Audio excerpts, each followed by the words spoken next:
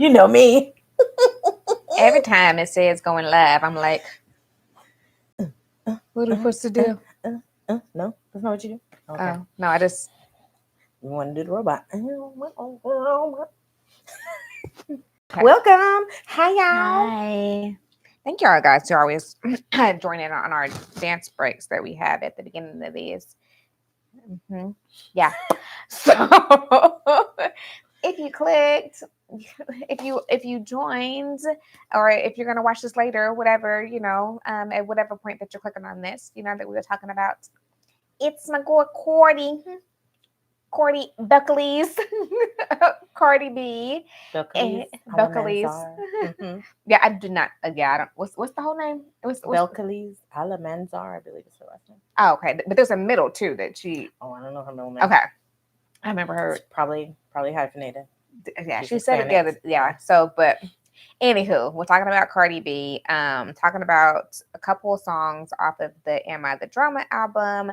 Of course, there were some interviews that she did around the album that we may or may not reference. And one of the main things that we were talking about in this particular episode is high functioning depression. High functioning depression, let's just go ahead and throw it out there because I think that people don't always realize what that. I think it's almost like an oxymoron to say like high functioning depression because most people associate depression with like not functioning, with just like being down or being sad and crying, and that's kind of how high functioning is, but like almost in the sense that we have to just continue to keep functioning, continue to go, and therefore it looks different. Well, I mean, and that's depression in general. Looks different for Black and brown people. It looks different for women. Yeah. In regards to men, it looks different from children to adults. But I will say that there are a lot of Black women who are depressed, but still, because they are high functioning, might not know it. Yeah. Or the people around them may not know it. Yeah. And I feel like that is Cardi's case too, right? Like from the outside looking in. Reminder, we're not diagnosing anybody in this video. We're not going to diagnose her. Anybody. We're talking about, in general, but of some of the things we see from the things that she's said and the things that she's written down, that a lot of people have similar experiences to her and don't know that they are actually depressed and high functioning. Yes. And I think that we also can see how sometimes high functioning and major depression can go hand in hand, and sometimes even like go in and out. We talk about how, well, in multiple different interviews that Cardi has did, she talked about how in the process of, if you guys have been catching up with the media, the news, anything with the album, you clearly know that she has been going through a very, very public divorce. And she talked about like how terrible it was for her. And she was like that for like large periods of time. She just could not function. That she didn't want to work. She didn't want to leave the house. She said that she couldn't be creative. She couldn't write. And so she would just like, stay in her room. Like she just could not do anything. And I think that like that's like one of the signs of like, of course, like major depression. But I think it's also the hard part when it's like almost like a timeline to that of like, or like a deadline. So like, okay, so wrap that up because you have to get back to work. Yeah, and that could be like internal or external. Because let's be real about it. If you are a Black woman, the odds are of you taking care of somebody in your family are higher. So you have to show up for other people, right? And like in a way that you may not even necessarily be able to show up for yourself. Oh, 100%. And I'd say that I commend so many celebrities or people in these situations because I know how it is for me.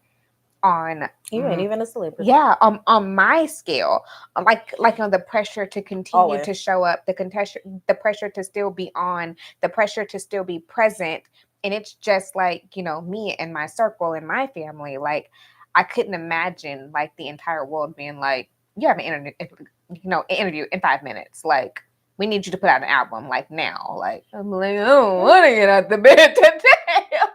I don't want to do this. I don't want to put on makeup. I don't want to put on clothes. I don't want to be in front of a camera, but that's your livelihood. Yeah. So that part too, and then also to have to pretend and mask, right? So people use masking a lot when we talk about like neurodivergence and autism. It's like basically putting yourself out there to pretend as if you look normal or like everybody else, Yeah. when really on the inside you don't. But to think about, if you have to be in the public facing, that means like everybody is scrutinizing it, like literally what you wear, what you have on, what your facial expression is. That means you have to show up in mask, Yeah. because you don't want everybody to know what's going on underneath the surface, because that's not even your persona. Yeah. That's not Cardi's persona. That's not a lot of our personas. Yeah, Right? You might be the funny 100%. friend. You Yes. might be the mom friend, the caretaker friend. Hmm. Right? So therefore, I have to continue to show up and be the funny friend, or I have to continue to show up and be the mom friend, because there is like that level of pressure, like you said, internal or external, of what am I if I'm not this, or what happens to me if I'm not this. Mm-hmm. I have so many clients who come to me sometimes and they're like, "Well, all of my friends depend on me for this." They depend on me to be like this element. So I Mm-hmm. have to come, like, I have to show up Yeah. like this. I have to be the one who gets us all together, or I have to be the one who's like the life of the party, or the party dies. And Not the sometimes party dies. the party It's dies. Like, dead. nothing else would happen without me. And sometimes there is a level of like realism to that. I've had those feelings before, where I know me, where I've struggled with being on in a situation and everybody else is just like, so you just gonna sit there? And it's like, oh, so wait, let me get it together. Let me like Mm-hmm. put myself back on so I can Mm-hmm. like drive the conversation, or like drive the games, or like drive whatever it is to get Yeah. everybody else engaged. No, yeah, they count on you to show up and do the role that you have always done. Yeah. And for some people, because we like being in these roles, we like things to be familiar and how we like them to be, that sometimes there's that pressure that the people around you, they won't allow you to have those feelings, right? Hmm. They're just like, "Oh yeah, but you're always so resilient. Like it'll be fine. Let's just go through it." And they don't actually give you space to feel how you feel. Of Yeah. like, "Oh yeah, I'm actually going through something too." Or like, "What is going on with you? I noticed something's changed." Yeah. I feel like that's one. So like the social aspect. Yeah. But then also, sometimes it's easier to focus on the people around you instead of dealing with whatever's going on inside, Yeah. right? Hmm. Like sometimes 100%. it's a good distraction to show up and mask and do all the things and be the perfect one, and then you also get to pretend maybe it's not happening, Hmm. or you don't have to dissect it.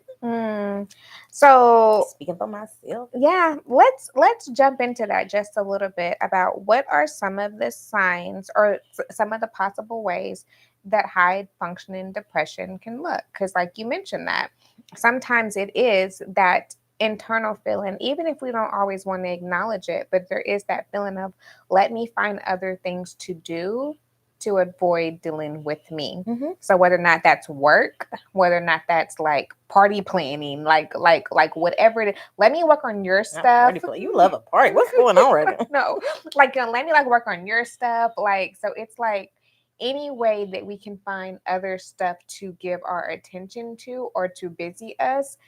You seen that? Like instead of sitting here in my feelings, I'm gonna get up and clean the whole house, and I'm gonna Mm-hmm. walk the dog, and I'm gonna cook a whole meal, and then I'm gonna, call on my friends. Mm-hmm. But Which, like, if we're talking about maybe traditional or like textbook depression, it might be you can't get out of bed, right? It might be like you can't get up and like clean the house and do all the stuff you're supposed to do because you just don't have the motivation. mm-hmm. But if you are wonderful, higher functioning people, that might mean you get up and you do everything Yes. except the internal work that you need to do. Like you're getting up, you're helping everybody else, you're not sitting down, you're not taking a minute to stop Yeah. so that you do have to A come through hundred some stuff. percent. Or let's add in another one. If you're sleeping, but you're never rested. Mm-hmm. So like that feeling of talking to people who, like, I've slept the entire night, or like I even had like extra hours of sleep, but it wasn't rest. Mm-hmm. Like I just did not feel rested, or like I Mm-hmm. woke up and I'm still tossing and turning, or I wake up sleepy. It wasn't rest. It wasn't restful, and Uh-huh. also remember that tired is also an emotion, right? It's a physical experience Let's and it say is that. an emotion.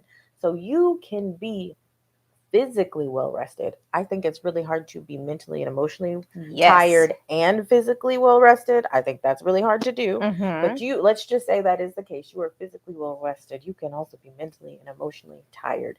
And I don't think that they feel very different. Yeah. Like it's hard to tell which one is which. Yeah. And just remembering that those are all different they're all different feelings and all different bodily expressions. Mm. Okay, I like that. Um, Then we talked about masking, yes. talked about not being able to Mm-hmm. maybe even relax, not you like even turn your brain off. Yeah. Deflecting. Deflecting is another one. Oh, I'm pretty sure what video was that? I mean, you talked a whole lot about this. I'm not sure. There's been plenty. Okay, like I don't even know. But I know that there was one we talked about this too, where like it's constantly I'm going to shift on to everyone else. Or even if you come to me and you tell me that there is an issue, I'm like, so anywho, about this or about you, actually you have the problem and you should be doing this. So like let's not get Why on am I me. being attacked? so, Talk about so any way to deflect off of what's going on with me, I'm gonna go put it onto someone else or something else. absolutely. All kinds of avoidance. Yeah. Deflecting, avoidance. And I think one thing that Cardi mentioned too is like losing time in a way that like she was like, I need a break, I'm gonna take a break. It's only gonna be about 2 months, and then she kind of looks up and it was 8 months before she had done anything. Yeah. And how like she wasn't really connected to time passing. Yeah. I think that can also tell you not necessarily it doesn't have to be your depression necessarily, but something's going on within you if you're not being aware of time passing in a way that you normally are. Okay. That makes sense. Yeah. And I like that too. I think that another one is, and I know that I struggle with this sometimes too, when I feel like that I am emotionally going back and forth with this constant confliction of, I got this, I don't got this. Like everything's good, everything is not okay. Like everything's okay, I'm done. I don't want to do any of this anymore. Shut it all down. We can wrap it up, or I can handle all of this. Hmm. And like it, like yeah, Goes back and forth. yeah. Maybe so. Yeah, I can see that. It almost seems It's like two parts of you are in conflict a little yes, bit. and then I think that like when it becomes like emotionally overwhelming. So then like some days you're like, okay, like I have everything under control and everything can be handled, and then you get overwhelmed and you're like, I don't want to do any of this anymore. I'm done. Everything's getting on my nerves normally, and I tell a lot of my clients this too. Sometimes when you have like more high functioning depression or things of that nature, your tolerance level is already up here. So my tolerance level is here. Mm-hmm. The smallest thing hits my level and I'm just like, we're done. So it could be something that does not feel as big, but if I'm already here and then like you call and you're like, oh well, like we're gonna be late, shut it all down. Shut we're going home. Mm-hmm. Mm-hmm. Mm-hmm. Absolutely. Maybe even like spazzing out on people over smaller stuff or fewer things than it would take you before. Yeah. Right? Because like I know depression can look or feel like it's like nothingness. You just want to do nothing. But I think underneath that, there's a lot going on under the surface. So like being irritable and being angry is also part of it. Yeah. So you're sitting here going off on people about stuff that I it ain't always nothing. say that They one gave you a too. napkin instead of a paper Yes, towel, I say and that one too. When you find yourself, when your irritation level is to the point that other people are like, but wait, was that a reason to get upset? Like, or people are doing things that like you're literally like he chews too loud and I'm fixing to slap him. Like, and it's not just about one thing.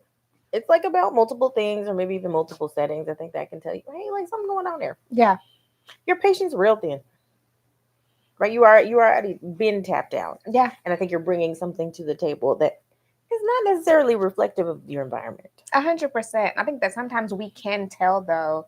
I feel like that me and Jasmine have both been here where we've told one another about a story. And I'm sitting here waiting for the story to have like a plot or something. And Jasmine is hot and she is going in. And I can't believe this happened. I'm just like, but wait, what And when did happened? they do the bad thing? but, Did you say but that wait, part? what happened? Or Jasmine will be like, so Charmaine, he said what? I mean, you don't understand. So And what was the bad statement? Tell me what it was, because I think I missed it. and so when you have someone there to like ground you or pull out of you and be like, so wait, that really wasn't a reason to be upset. You can like, keep getting mad. Or you can be open and be reflective to like, okay, so like maybe this is me. Is there a possibility that you brought something there that you need to dissect before? Maybe. Because also part of it is like you might be mad at somebody who did something that is justifiably made you angry. Mm-hmm. But was your reaction proportional to what happened? Do you know what I'm saying? I still say Jasmine supports this. If y'all have not watched our girls trip episode when Jasmine says that she supported Tiffany Haddish in the Go-Gurt, I feel like that the amount of anger and the amount of rage that came out over that Go-Gurt was not technically justified. But how do we know it wasn't proportional? What if that was the 17th time y'all had meetings, you'd have had a one-on-one, you already told him about himself? At that time, it is proportional. But if this is a one time, somebody took your Go-Gurt, I get it. But and I also, and the building is in flames, disproportionate. But I also feel like that I would get that if I was having a bad day, and this has happened to me before. I don't know if this happens to anybody else who lives with somebody or anything like that. When you're having a bad day, and I think I'm fixing to go in the kitchen and grab some food that I thought was there, Maybe don't get me started. And I open that refrigerator and that food is gone. That thing you was looking forward to. You know how black people say, I done fixed my mouth. I had my mouth all set up for this food, and then it's not there. That's asking me to cut you. Let's step outside. We need to go outside. We can't even talk about this. And you even going to buy me another one will not fix it, because now I gotta wait, and that ain't the point. It's not about that at that point. But again, I'm not saying that. So I understand. It's not a problem. I'm not saying it's not a problem. It is a problem. And is the reaction proportional to that? Because if I'm hungry and hangry like that, and I'm looking forward to this, I'm probably also trying to use it to cope with something. 100%. Right? I'm trying to be like, 100%. This is the thing that's going to help me through the day, and then it's not there. Like, it's the headlines that we always see. You know that person that go to McDonald's and then they snatch the McDonald's worker at the thing, or they do something crazy because and again, that's not everybody's story. Some people need to be getting treatment. Okay. And we understand that. But some people, that is the 130th thing to happen that day. And they have lost it because they did not deal with what was going on underneath. And sometimes, for days and weeks and months. And sometimes it is as simple as you probably just should have ate. I'm one of those people. But you got McDonald's. You went there to eat. When you should have ate a snack on the way to McDonald's. Yes, you knew in the, like, and I think that's something too. We talk about this in other videos, and I've had. This is not my testimony, y'all. I like Jasmine knows this, and like they make fun of me. I plan my day around food. And I have to have food because that's just how I function. But I do know other people who will get in such like a tunnel vision mode that they will work, and not realize that they haven't eaten until it's like dang near too late. And then you got to figure out what you're going to eat. And then at that point, Jasmine used this in one of our last videos, you were trifling to yourself. And now we are at a place where you are hangry, frustrated, and you're fixing to tear some stuff up. Yeah, because tear the club up. Because you should have. Because you didn't have a snacky. You should have took care of yourself. Absolutely, yeah. And there's a point of no return. Like you've seen those videos of like ADHD rage of people like losing it. Like it literally is a thing. Yeah, but that's me. I know how bad I get when I get hangry. Exactly. So there therefore, needs to be some prior planning because you stay with a snack. I do. You stay with something. Stay with that thing on you. Okay, you're gonna have to have something. But it's also knowing that. But I think appetite is a really good thing to bring in here. Like, how does your appetite change if you're depressed? But I think it is something like that. Sometimes personal. It's not paying attention to your food. Sometimes it's not now that you're eating worse, or things of that nature, or like that you're not eating, or that you're eating more. That's a good point. Craving more junk than usual. I think. I would say all those like.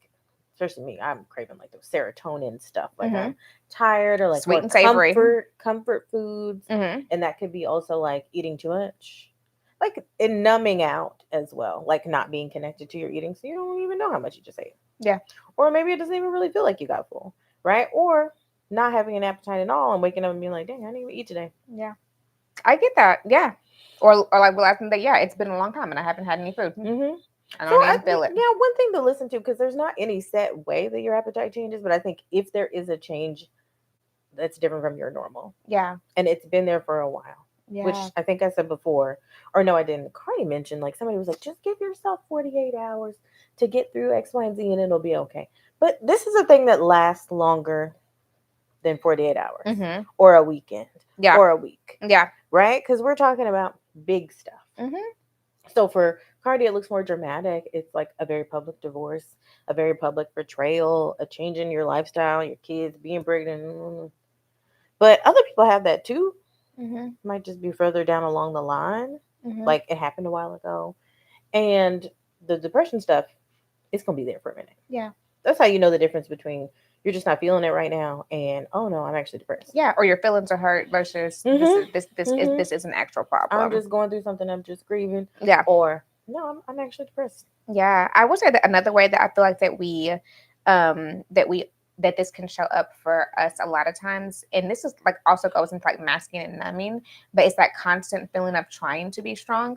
It's the constant I'm fine, like, I got this, like, I want everybody to think that I have it together. And I feel like I think that she said in her interview with Kelly Rowland that that's not what she meant, but I assumed that the song title "Shower Tears" were about tears that you cried in the shower. What does it mean? She said that it was literally that she cried so much that it felt like a shower of tears. Oh. Yes, because Kelly said what I said. Kelly was like, "Yeah, I get it. You go in the shower and you cry because like no one can see you in there. That's your quiet time." I definitely understood that, and she was like, "No, I meant it in the fact that like I just I cried a cried whole so bunch of much. tears. It felt like a shower." I was like, "Okay, I get that too."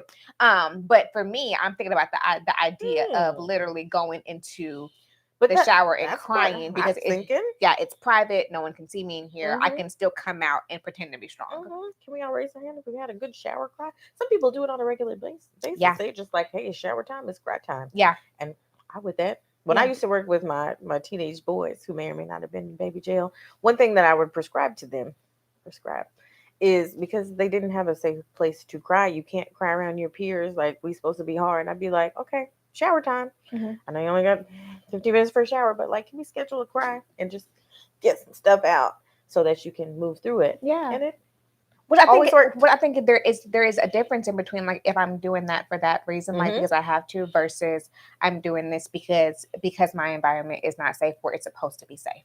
If I'm at home, but that's what I feel like. I feel like that's like the micro thing of a bigger thing of just like you don't have a space to just be yourself. Yeah. What was the video that we talked about? That someone said, being depressed is a privilege. Yeah. And we talked about that, and we argued about it because we didn't really agree about some you of it. You said that being depressed wasn't a privilege, but being able to show your depression was the privilege. I would say being, and I wanted to, I can't talk today, but I wanted to add to that, being authentic is a privilege, because the issue is if you're authentic, you get to be honest about how you're feeling with anybody and everybody, because that's just how you feel. Yeah. And it's safe enough to do so. But a lot of people struggle with not being safe enough to do that, because they have to be the strong one, or they have to be the parent, or they have to be the caretaker and all this other stuff, and then they don't get to, and so they're only assigned to the shower. Yeah.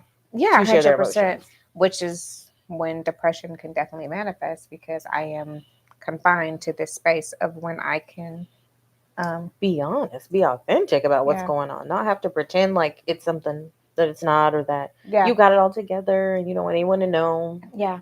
Or this thing actually impacted me more than I want people to know that it impacted me. Yeah. So like tying that full circle, we're talking about the high functioning depression, and we talk about like mainly like three main songs of the album. It was Shower Tears, Man of My Word, and What's Going On, the one with Lizzo, where you can see that she gets very, very candid about the divorce and the things that she went through. Also, I said on the song Dead, where she said, I cried 300 days last year and nobody was there. So like, that feeling of that you're this person, this icon, and you're going through something so terrible, and you're going through something that is like, that you're so sad about. We're also talking about like all the multitudes of things that she has said in interviews that like I just couldn't imagine. Like, she mentioned in one of the interviews about how she was trying to help out fellow rappers and support them, and these same girls were the girls sleeping with her husband, talking about like multiple times of everything going on with her husband, and all the hurt of like being attacked by other rappers that you thought that you were going to be cool with, right? And then having to tuck all that in, shove it all in. She even talked about having preeclampsia when with one of her pregnancies, like just like shoving it all in, like having family members who all depend on you to be successful and take care of everything, and then let's push forward and let's be on. Mm-hmm. Not to also mention that she had mentioned a couple times in multiple songs of where, and I would be curious, like, Cardi, if you could answer this question for me, about her asking multiple times about, she kind of like alluded to not thinking that certain things would happen to her because of who she was. Mm-hmm. That I think we talk about this in like some of our other videos about how sometimes we think that we can out success, out beauty, out money, like our way out of things happen to us. Like, oh, like how would you do me like this? Like I'm me. Like it's me. Yeah. Mm-hmm. So how you gonna like hurt me? Like how you like talk bad about me? Like I'm me. Mm-hmm. I should be successful enough that this doesn't happen, or I should be like rich enough that this doesn't happen, or pretty enough that this doesn't happen. Yep. And that there's no enough to exclude us from life. Yeah. And that feels specific to Cardi, but it's really not. I think we all have a level of, this is the thing that I do because that's going to insulate me against pain. Yeah, like I think it was one of our videos we talked about Will Smith saying that he learned that he could not out success his trauma, and like that is and Jake will be talking about that too, of just like all this stuff is still here. I just got more money than I did. 100%. And people thinking like, and not just thinking, it's very in our community thing to be like, we'll get your education, we'll get this, we'll do that, you're gonna be fine, don't worry about that, man. You got X, Y, and Z to worry about. And then not focusing on the internal stuff, because that also makes a difference. Yeah, you cannot uphold and even like thrive in the new stuff that you're doing if you also don't take care of the stuff that helped you get there, or maybe slowed you down in getting there. Yeah, because I mean, all you do is just take it and put it on a grander scale. Mm-hmm. I just took my trash and put some sugar on it, but it's still my trash. Yeah. Like it's always, I always use that thing when we talk about EMDR and trauma and stuff. I use that like metaphor with my clients of like, if all these years you've been taking the trash and not putting it in the trash can, you've just been shoving it into the closet and closing it there, like squeezing it shut, at some point it's going to start to rot and stink. And it doesn't matter if the house is a mansion or a shack.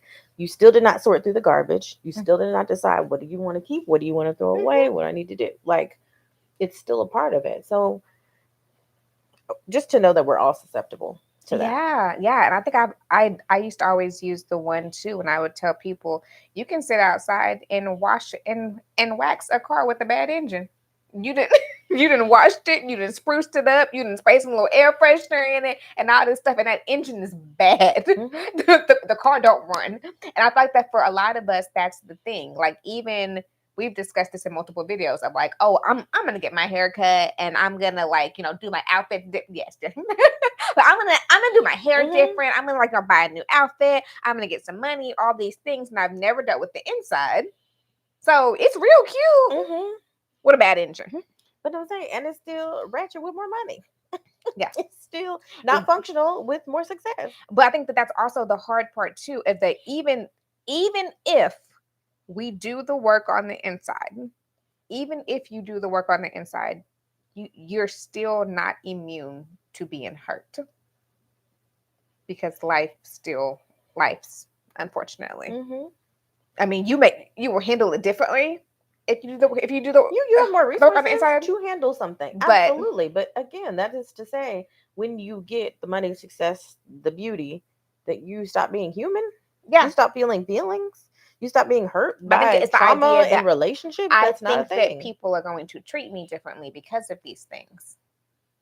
And if we listen to enough rich and famous people, we know that that is a problem. They Yeah. all say, like, I got to a level of fame and then people started to act different. I did not have people in my life like I did before, Yeah. right? Like, the humanity never goes away. Yeah.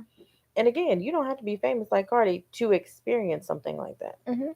Folks can change up on you real quick. 100%. 100%.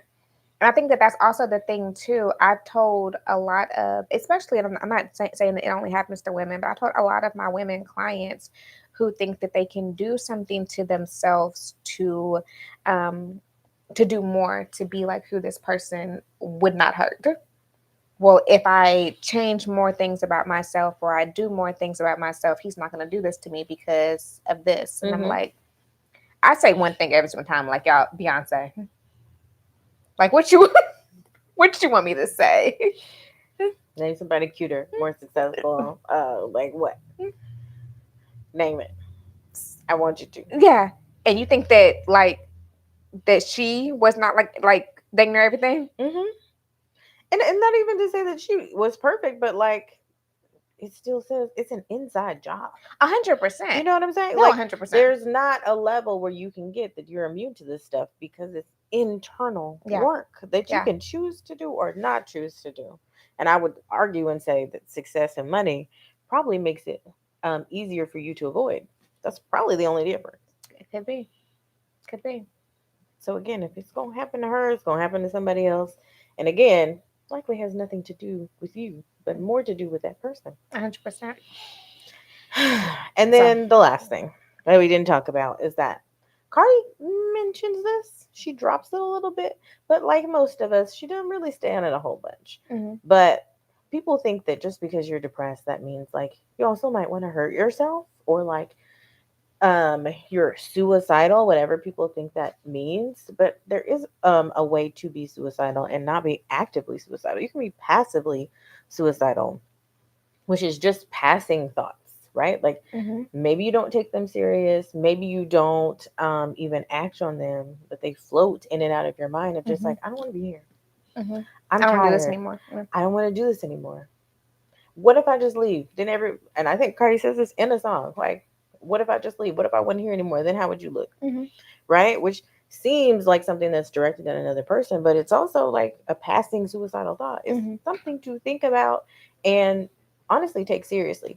It's not the same as being actively suicidal, but I think it is information. Yeah, and it's a big thing for us to be able to identify those thoughts that come in our head, and how they affect us. I also want to highlight too that for a lot of us, high functioning depression is not often diagnosed or misdiagnosed.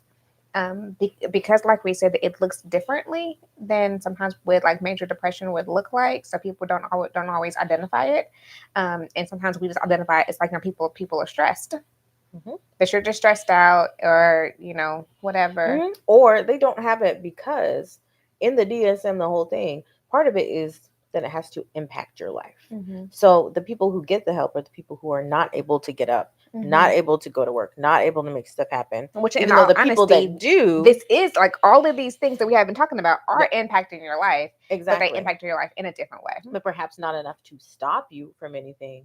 But that almost is a double edged sword, right? Mm-hmm. Because you're working yourself to death. Yeah. There's a reason why Black women die because of stress, right? Because we're moving and grooving and we're not slowing down to actually address it and treat it. Or we're begging people to see us, like actually see me and how I'm struggling, and they don't. Yeah.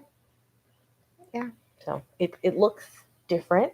Don't let anybody tell you that. It doesn't. It looks different. Yeah. And so you can trust yourselves. If something's going on with you, you can trust yourself that like something's wrong. Mm-hmm. Talk to someone. Or pay more attention to some of these signs that we're talking about, so that you can be aware that maybe this is me. Mm-hmm. And And check on your friends. yeah, Look them in their eyeballs. Because I feel like that some of us have been doing this for so long that people think it's part of your personality, and it's like, this does not have to be part of like who you are as a person. That's something right there. Mm-hmm. This is a thing. So it's a little bit heavy today, but also it's necessary. Yeah. Like We want y'all to be well. We want y'all to be mentally dope. We are invested in that for you. And so, like, talk to each other, talk to us, We talk let us back. know what's going on, and know that, like, we always rooting for you. Yeah. So you come here, get your mental health together, and then go out there and be great. Yeah. Yeah. As So always, stay stay mentally mentally dope. dope. Bye, y'all. Are we about to do that at the same time?